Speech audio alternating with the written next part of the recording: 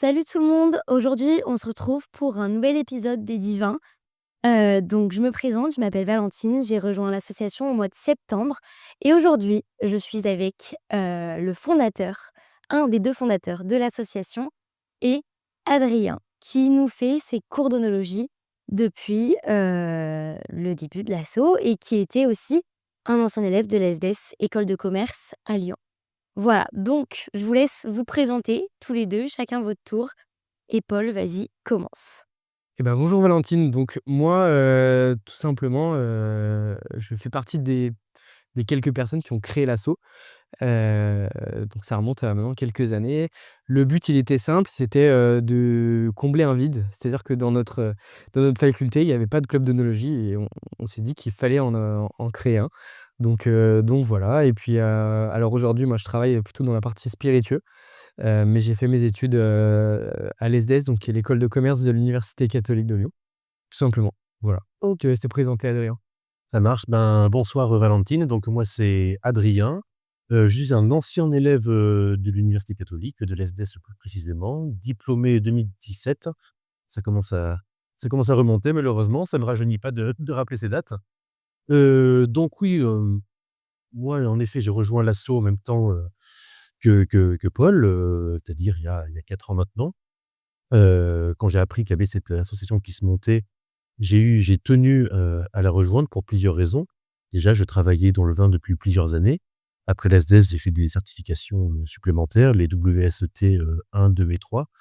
Pour ceux qui connaissent pas, ça s'appelle les Wine and Spirits Education Trust. Pardon pour mon accent anglais absolument, déplorable. Donc c'est une certification reconnue en France et à l'international dans l'univers des vins et des spiritueux. Ce qui m'a permis de travailler quelques années comme responsable commercial, dans des caves et des domaines, viticoles, en Provence et dans la vallée du Rhône. Et donc, j'ai su par Paul, que cette association se montait il y a 4 ans. Et c'est vrai que c'était un manque pour moi quand j'étais étudiant, enfin là, de ne pas avoir, cette association-là, où j'aurais aimé, pouvoir apprendre plein de choses. Donc, quand j'ai pu, avoir l'occasion de vous donner ce que je n'ai pas eu malheureusement à mon époque, j'ai sauté sur l'occasion et j'en suis très heureux. Et c'est vrai que nous aussi, on en profite beaucoup parce qu'on a cette chance-là, grâce à Paul et à Léo, du coup, qui n'est pas là, mais qui a aussi fondé l'asso, d'avoir la chance de vous connaître, d'en apprendre sur le vin, etc. Et du coup, quand vous avez monté les Divins, le but, c'était quoi à proprement parler? Qu'est-ce que vous aviez envie de transmettre, en fait, mis à part des cours d'onologie, de savoir comment on goûte du vin? Qu'est-ce que c'était vraiment l'essence même de l'association des Divins? Alors, le constat, il était super simple. C'est, on a tous déjà bu un verre de vin, soit en famille, en terrasse, peu importe où. Mais, il y a énormément de gens qui, n'y connaissent pas grand-chose finalement, dont moi, inclus à l'époque. Et le but, c'était vraiment, tout simplement de faire découvrir le monde, des vins et des spiritueux aux étudiants et globalement, aux jeunes, à notre époque.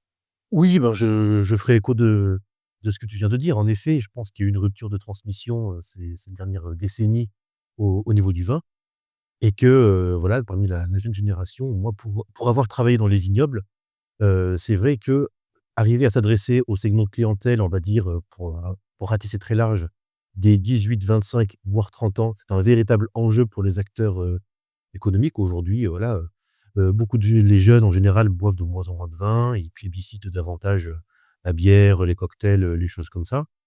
Donc il y avait cette, façon-là de remédier à cette problématique et puis, en effet de pousser les étudiants, ce segment-là de la population à s'intéresser au vin, à s'intéresser sur l'aspect gustatif, sur l'aspect, gastronomique, sur l'aspect économique, sur l'aspect historique. C'est un univers qui est extrêmement riche et je pense que, qu'on soit un consommateur régulier ou pas, il y aura forcément un angle du sujet sur lequel on pourra trouver à s'intéresser. Mais du coup, c'est vrai que oui, forcément, ça pousse aussi à la recherche et à la passion. Mais du coup, est-ce que c'est à quel moment vous avez vraiment su que aussi le vin, c'était votre truc? Parce que c'est vrai qu'à notre âge et nos générations, on n'a pas forcément ce réflexe d'aller s'intéresser au domaine viticole, d'aller s'intéresser d'où provient, la piquette qu'on achète, au supermarché. Voilà, on regarde plus le prix que la provenance malheureusement. Mais du coup, est-ce qu'il y a vraiment eu un moment particulier où vous avez su que le vin, c'était fait pour vous? Après, moi, j'ai toujours un petit peu baigné dedans, c'est-à-dire que j'ai un oncle qui est vigneron coopérateur, pardon, dans la région de Montpellier, donc dans le Languedoc. Et puis bon, j'ai eu la chance d'avoir des parents qui m'aient initié assez tôt là-dessus. J'ai pu avoir accès à des très belles quilles, très tôt. Et puis voilà, j'ai toujours été, attiré par cet univers-là, tout ce qui avait trait, à des produits, on va dire, esthétiques, qui avait une histoire à raconter. Et le vin, c'est vrai que, bah, c'est tellement indissociable de ce qu'on est, hein, de l'identité, française en quelque sorte, que voilà, que j'ai fini par tomber dedans et à la fin de mes études, là, il s'est posé la fatidique question: «Bon, ben, maintenant que j'ai coché toutes les cases, le bac c'est fait, la licence c'est fait, le master c'est fait. Maintenant je peux penser un petit peu à moi. Bon, ben, comment je vais combler les 40-45 prochaines années qui me restent?» Et puis, voilà, je me suis spécialisé là-dedans et voilà où j'en suis. Et ça te plaît toujours? Et ça me plaît toujours. Donc c'est important. Et toi, Paul, du coup? Et ben c'est assez drôle Adrien, parce que moi aussi ça part d'un oncle, en fait, mon oncle qui est vigneron, et du coup étant vigneron, il a une cave assez volumineuse, on va dire. Et c'est lui qui m'a fait découvrir un peu mes premiers vins et je me souviens très bien d'un vin particulier qui m'a fait vraiment, qui a été déclencheur. C'était alors je me souviens plus malheureusement de quel domaine il s'agit, mais c'était une vendange tardive. On aura l'occasion d'en parler dans un autre épisode. C'est un vin un peu particulier qui m'a fait goûter et je suis tombé par terre. Je me suis dit: «Mais qu'est-ce que c'est que ça?» J'ai envie d'en savoir plus. C'est hyper impressionnant, hyper intéressant et c'était vraiment un vin qui changeait totalement de ce que j'avais pu goûter avant et donc c'est un peu comme ça que je suis tombé, aussi dans ce monde, et je dirais aussi que c'est grâce aussi, au club d'œnologie et encore aujourd'hui, on se rend compte que c'est un monde alors qui est vraiment lié à la culture, française et aussi plein d'autres cultures dans le monde et de jour en jour, on se rend compte aussi que, on n'arrête jamais d'apprendre en fait sur le vin et même sur d'autres catégories d'alcool, comme les spiritueux par exemple et c'est ça aussi que j'adore dans ce milieu-là, c'est que on n'arrête jamais d'apprendre. C'est hyper, complet comme réponse et je pense que ça en inspire beaucoup à l'écoute, honnêtement. En tout cas, moi, c'est mon cas. Quand vous avez créé cet asso, parce que du coup, vous avez tous les 2 parlé du fait que, vous étiez, un peu, vous aviez connu ce domaine un peu plus jeune, on va dire et que du coup, vous aviez rencontré, ce vin, vraiment cette passion et ce truc dans votre famille. Mais du coup, est-ce qu'il y a un profil, on va dire, type pour rejoindre, l'asso? Est-ce qu'il faut, s'y connaître, en vin? Est-ce qu'on s'en fout de pas savoir distinguer? Bon, faut savoir quand même distinguer un rouge d'un blanc, ça j'imagine bien. Si à la couleur, c'est facile, mais est-ce que, non, en vrai, il y a des qualités requises ou pas du tout? Pas du tout. Pas du tout, sinon la curiosité. Voilà. Exactement. Je pense que D'apprendre. voilà, je pense que la seule qualité qu'il faut avoir, c'est la curiosité, tout simplement. Il faut avoir envie de toucher à tout, à goûter à tout, d'avoir envie d'en savoir plus sur chaque particularité du vin, que ce soit, un vin blanc, un vin rouge, des vendanges tardives, un vin effervescent, de telle ou telle région, de telle appellation, pourquoi il est fait comme ça, pourquoi le vigneron il a décidé de faire ça et pas ça. C'est vraiment la curiosité pour moi, qui est un élément essentiel. Mais sinon non, pas de profil particulier, Il y a pas non, d'attente, pas du tout, ouais. La curiosité, c'est le carburateur, même un petit peu l'humilité aussi, qui est un peu son pendant, parce qu'en France, je pense que le problème, c'est qu'on a tellement mis nos vins sur un piédestal. Quand on pense au vin en France, on passe au champagne, au grand Bordeaux, au grand Bourgogne, des choses un petit peu inaccessibles, que souvent on s'en rend pas toujours digne. C'est qu'on a l'impression que pour arriver à apprécier un vin, que pour accéder vers ça, il faut, bah, forcément avoir un bagage de fou, être, le sommelier avec le petit pins, avec la grappe comme dans les grands restaurants où le menu coûte un salaire annuel. Donc non, c'est pas du tout ça qu'on a voulu transmettre. C'est vraiment l'idée, que dans le vin, on peut trouver de tout pour tous les prix. Donc voilà, vraiment la curiosité, l'humilité qu'on veut transmettre comme prérequis. OK.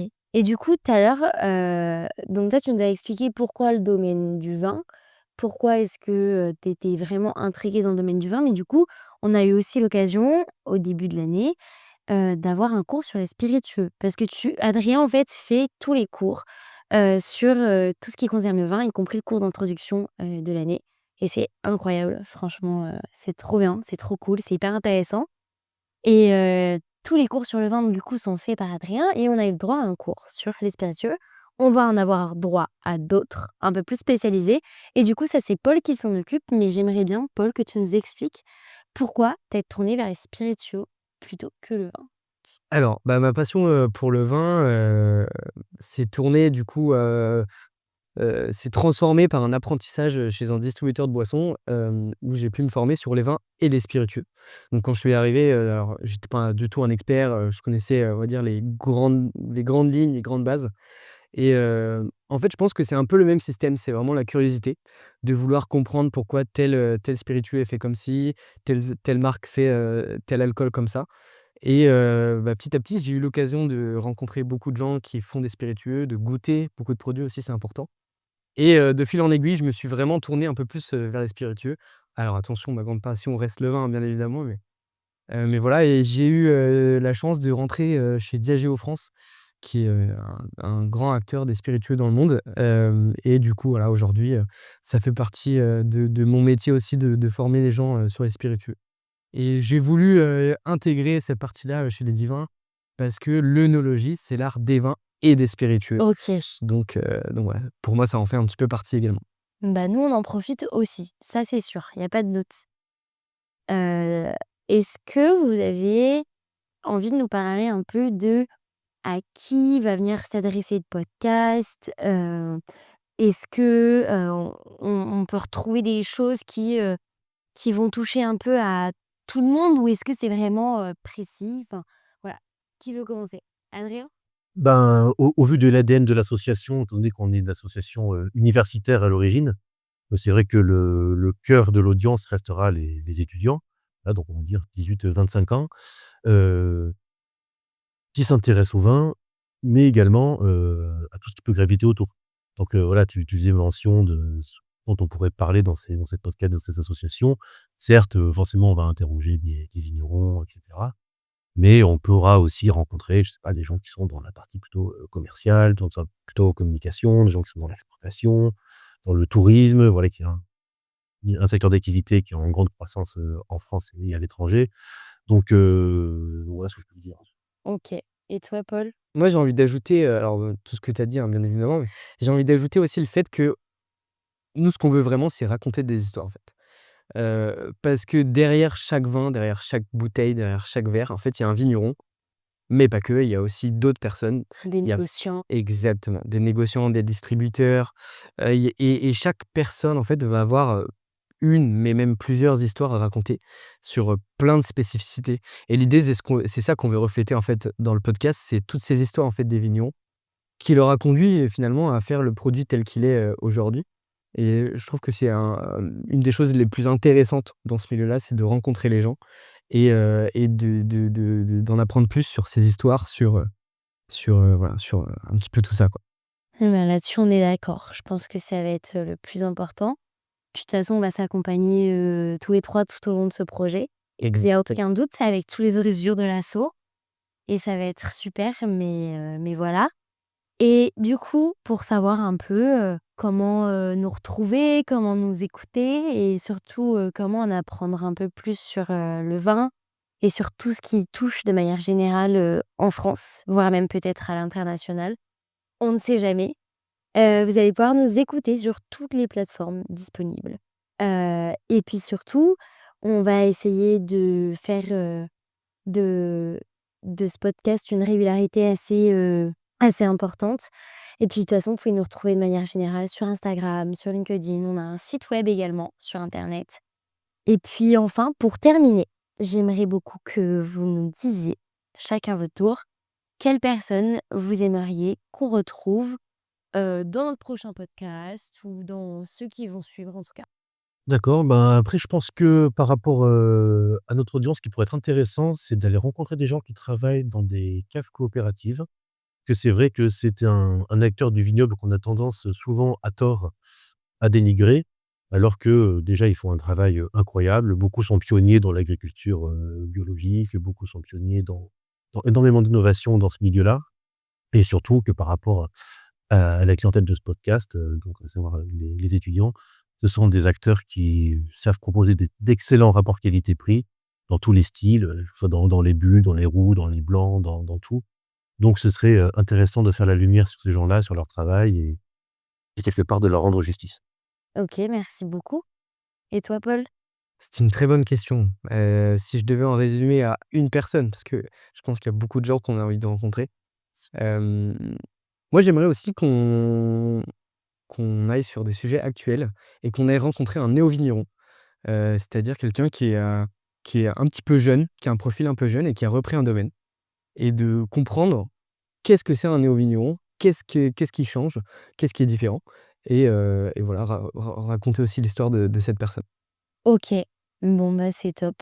On essaiera d'appliquer ces conseils à la lettre et puis surtout, on va essayer de profiter de notre soirée et puis, bah, on vous dit à bientôt, à très vite et en espérant que ça soit le plus rapidement possible avec, ce qu'on veut entendre et puis voilà, à la prochaine!